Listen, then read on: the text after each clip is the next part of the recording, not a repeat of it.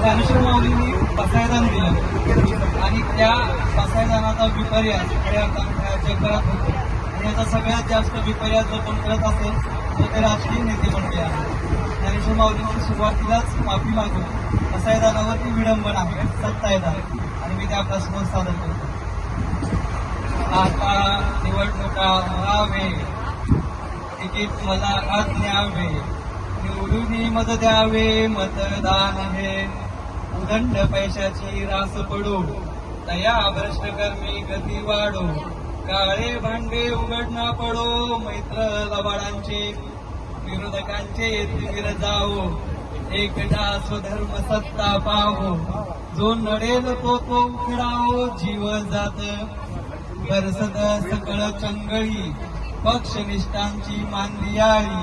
न डरता नेता मंडळी भेटती सदा, चला जाती धर्माचे आरव, चेतवा बंड फुकाचे गाव, बोलते जे उलट पेटवा याचे, हिंसाचाराचे जे लांछन अखंड जे घडून,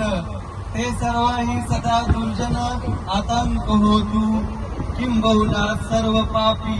पूर्ण करोनी देह लोकी, दानवृत्ती ठेवली भुकी अखंडित, आणि प्रतिष्ठा उपवजिवे सर्व विशेष लोकीये,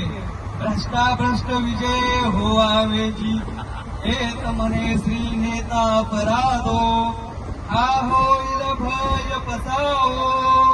येणे वरे दुःख देवो, दुखिया झाला दुखिया